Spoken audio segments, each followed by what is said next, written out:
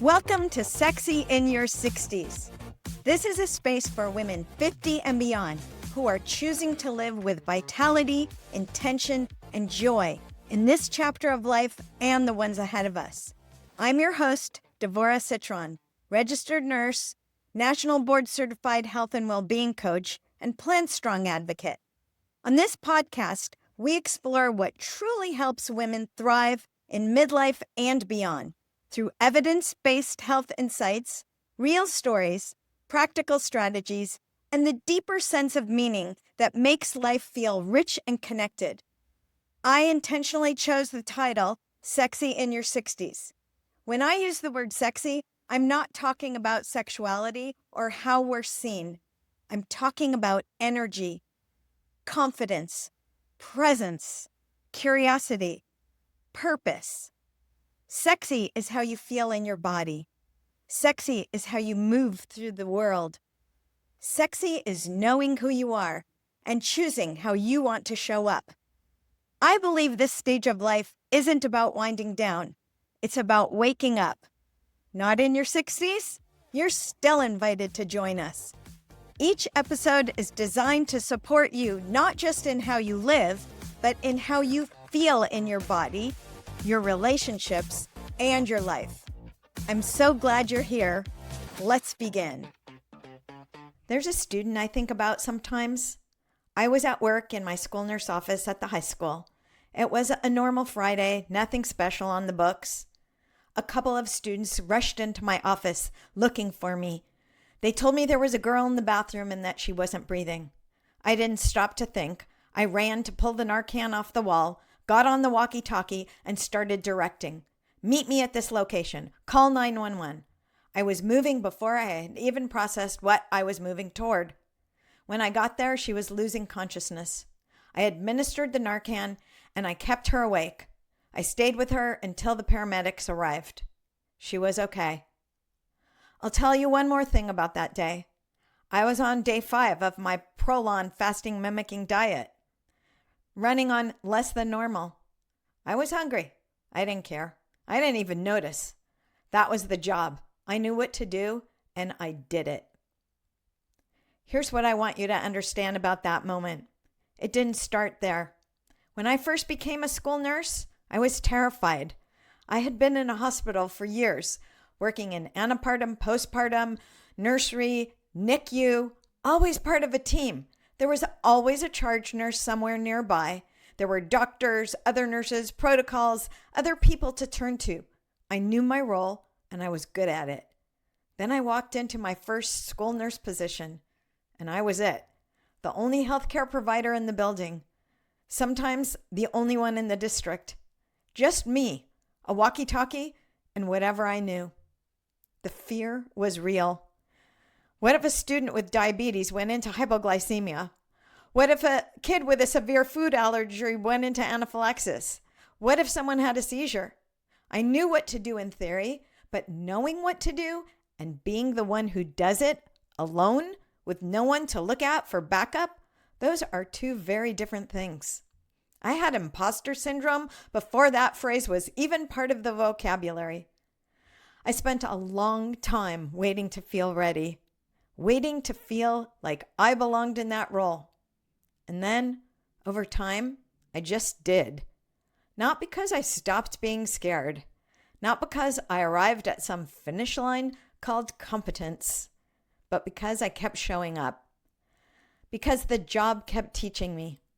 Because one day I realized I was the one the rest of the team was looking to when something went wrong. I was a school nurse for 25 years. I retired last year. And that fentanyl overdose, that Friday looked like every other Friday until it didn't. That was me, fully in my role, not performing it, living it.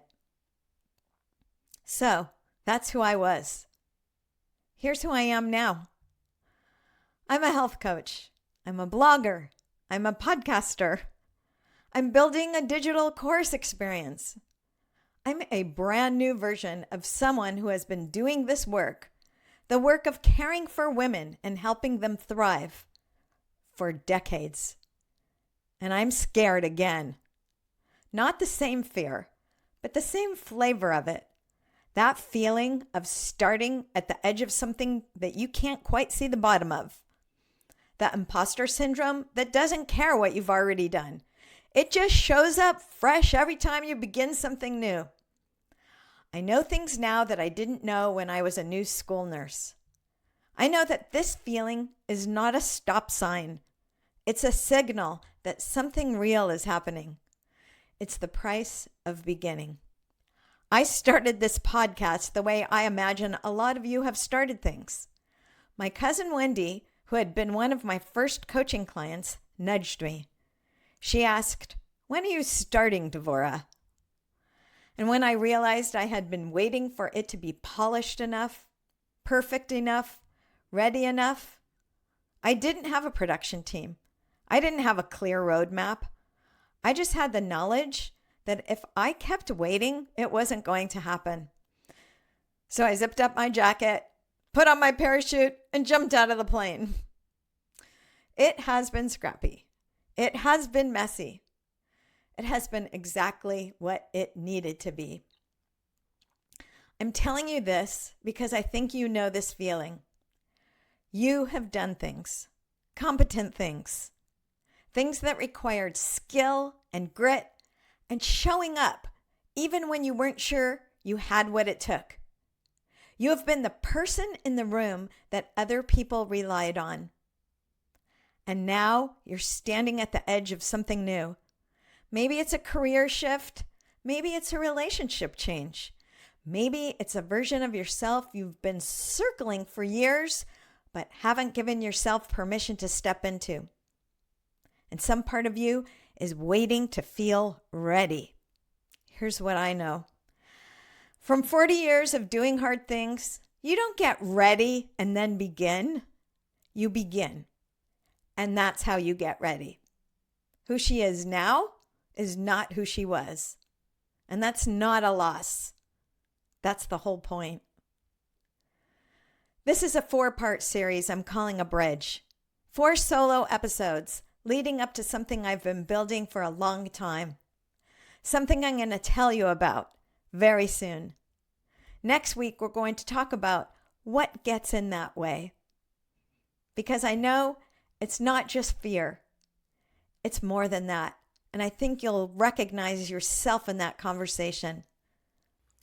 Thank you so much for spending this time with us.